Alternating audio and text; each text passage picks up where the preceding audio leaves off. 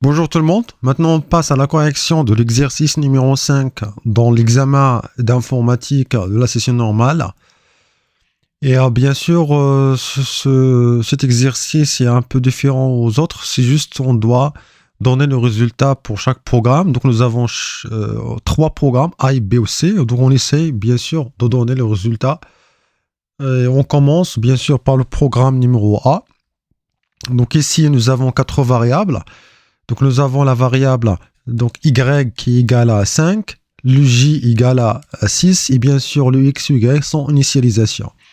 Donc ici nous avons le x égale à quoi? Donc de façon générale, quand on a le plus j, donc ça veut dire ici c'est l'équivalent de quoi? C'est le j égale le j plus 1 et ça va marcher aussi pour la décrémentation avec le moins. Donc on fait juste ici la soustraction par 1.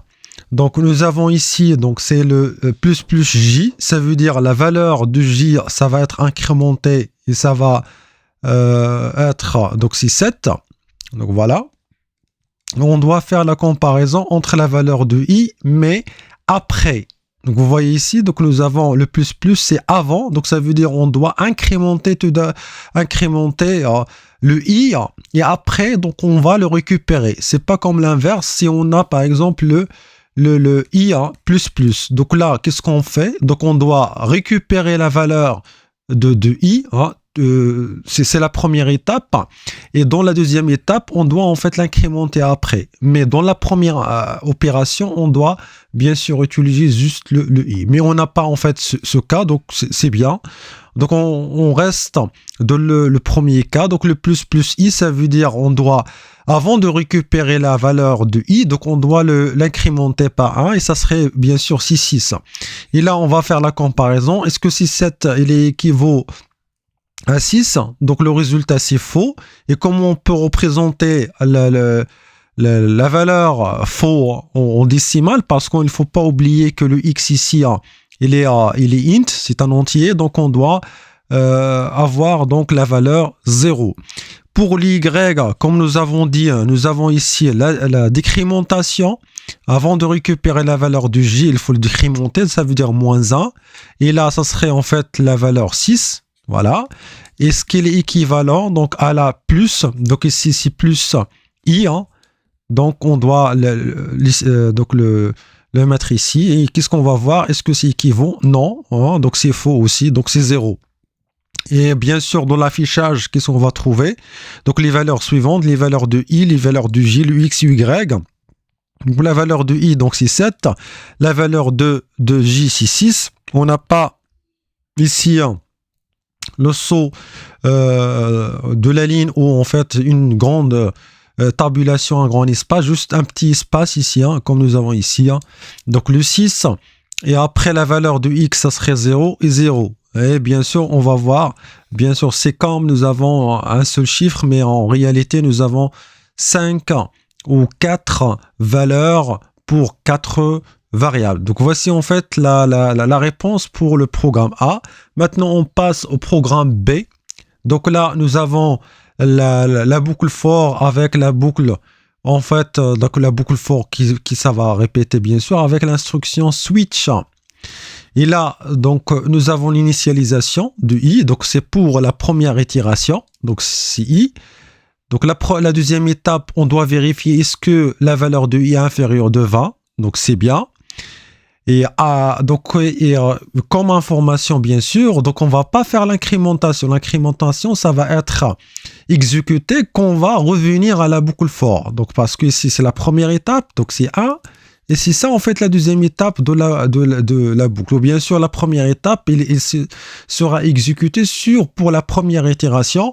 Dans la deuxième, troisième, jusqu'à n, ça ne va pas exécuter en fait ce bloc, donc ça va terminer juste avec l'incrémentation bien sûr, et la condition s'il est vrai, on va exécuter les instructions qui se trouvent à l'intérieur de la boucle for.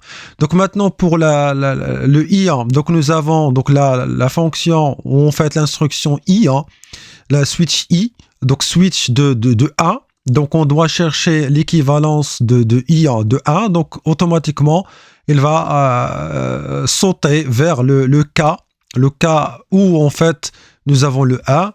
Et ici, qu'est-ce qu'on va faire? Donc c'est le I plus égal à 2, c'est équivaut à quoi?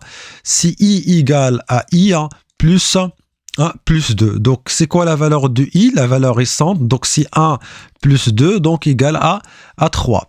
Donc, l'inconvénient ici de l'instruction switch, ça va pas arrêter ici parce qu'on n'a pas ici le break. Donc, automatiquement, une fois il est entré dans la deuxième instruction, il va continuer jusqu'à la fin. Donc, c'est ça en fait l'inconvénient.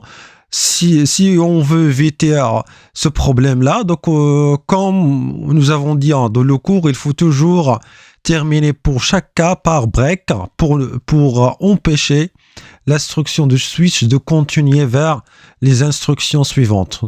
Donc ici, nous avons le I égale plus I égale à 5, ça veut dire I égale à I plus 5. Donc, c'est quoi la valeur récente? Donc, c'est 3 plus 5, donc c'est 8. C'est la même histoire, ça va répéter. Donc, on va continuer vers l'instruction suivante, même si on a le default. Donc, si I égale à I plus 4, donc ça veut dire c'est 8 plus 4, ça va donner donc la valeur 12. Donc, voici en fait l'affichage de la première valeur de I, donc c'est 12. Donc je vais le mettre ici comme résultat final dans l'écran. Donc c'est 12. Maintenant, qu'est-ce qu'on va faire? Donc nous avons terminé la première itération qui est égale à 1. Donc maintenant, toujours, il ne faut pas oublier que toujours la valeur de I maintenant c'est 12. Qu'est-ce qu'on doit faire? Donc on doit monter vers l'incrémentation. Donc là, qu'est-ce qu'on va trouver? Donc c'est le I égale à 13. Et on doit vérifier maintenant, est-ce que c'est 13, il est inférieur ou égal à 20? Donc c'est vrai. Donc on va entrer dans les instructions dans le bloc de for. Et qu'est-ce qu'on va trouver? Donc c'est I, c'est égal à 13. Donc pour le switch 13, donc il n'y a pas le cas qui est égal à 13. Donc par défaut, ça va être exécuté la dernière instruction qui est default. Et qu'est-ce qu'on va trouver? Donc c'est I égale à I plus 4, ça veut dire que nous avons le 13 plus 4, donc égal à 17. Donc voici en fait la deuxième valeur de I qui va être affichée. Bien sûr, on n'a pas le saut de la ligne ou l'espace, donc on va voir, donc le 17, il est collé à chiffre 12. Maintenant, on passe à l'itération suivante, donc I égale maintenant, donc on doit revenir à l'incrémentation, donc c'est égal à 18. Est-ce que c'est 18, il est inférieur de 20? Donc c'est vrai. Donc qu'est-ce qu'on va faire? Donc dans le switch 18, on n'a pas le cas qui égale 18, donc default sera exécuté à nouveau. Donc le I égale à plus 4. Donc ça veut dire nous avons 18 plus 4 et la valeur finale, donc ça serait le 22. Et on doit afficher la valeur de I, donc ce sera bien sûr 22, il est collé près bien sûr de 17. Et là, donc qu'est-ce qu'on va trouver? Donc avec l'incrémentation, nous avons l'itération égale I égale à 23.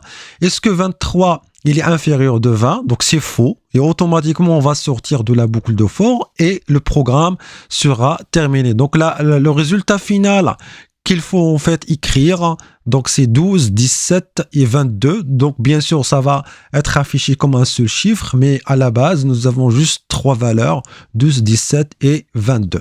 Maintenant, on passe au dernier programme dans cet exercice. Donc là, nous avons trois variables. Et bien sûr, la remarque ou ce qu'il faut faire attention ici, que nous avons ici le x, il contient une valeur hexadécimale. Comme on le sait, c'est avec le x. Donc c'est le format qu'on a dans ce chiffre-là. C'est la même chose pour y, nous avons 0, le x. Et bien sûr, ici, on va faire le décalage à gauche par 2 et le décalage à droite par 2 et on doit récupérer la valeur de z. Donc ici, qu'est-ce qu'on a? L'opération qu'il faut le faire, c'est le décalage à 2. Et quand on fait quand on parle de décalage, bien sûr, on parle de bit. Et quand on parle de bit, ça veut dire on parle de binaire.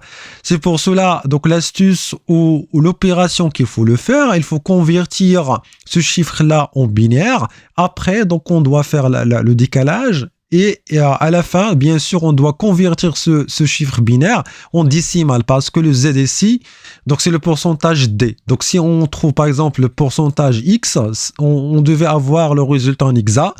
Mais là, nous avons pourcentage D, donc ça veut dire qu'on doit convertir le chiffre final en système décimal. Donc on commence, donc on doit convertir le X, donc c'est 0x00, donc ça veut dire c'est juste 5, tout simplement, donc c'est en hexa. Donc on doit le convertir en binaire, ça donne, donc c'est 1, 0, 1. Donc c'est en binaire. Donc si on veut faire ici le décalage à gauche par 2, ça veut dire qu'on va donner, c'est 1, 0, 1, et on doit faire la gauche avec 2, 0.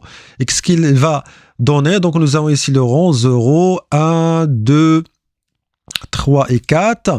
Donc ça veut dire 16 plus 2 à la puissance 2, donc plus 4, donc égal combien? Donc c'est égal, c'est 20. Et là, donc, nous avons le X, pardon, donc ici, nous avons le Z égal, donc c'est le 20, hein, plus, on va chercher maintenant le décalage de Y. Donc nous avons ici, pour le Y égal à AA, c'est en hexadécimal bien sûr, ça se voit. Et c'est quoi en fait le chiffre binaire? Donc c'est 0, 1, 0, 1, 1, 0, pardon, 1, 0, et nous avons 1, 0 et 1, 0. C'est bien. Donc là, qu'est-ce qu'on doit faire? C'est le décalage vers la gauche, pardon, vers la droite, vers bien sûr la droite. Donc là, donc on doit bien sûr éliminer donc ces deux, hein, donc ces deux chiffres-là.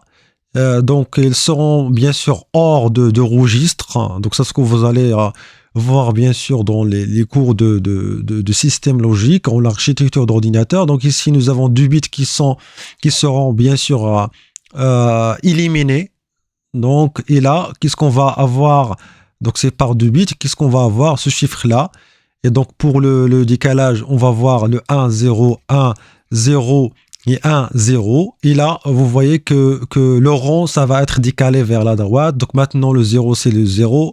Le rond 0, le 1, 2, 3, et 4 et 5. Et là, nous allons avoir, c'est égal à quoi ce chiffre? C'est 2 à la puissance 5 plus 2 à la puissance 3 plus 2 à la puissance 1. Et en résultat, donc 2 à la puissance 5, c'est 32 plus 8. Donc plus 2, bien sûr ici c'est le plus, égale combien? Donc c'est 40, 42. Et là en fait le Z, qu'est-ce qu'on va trouver? Le 20 plus 42, donc le résultat final c'est 62.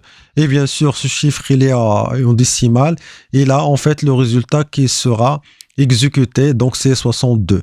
Donc voilà, donc nous avons terminé la correction de l'exercice numéro 5. Donc merci pour votre attention et à la prochaine.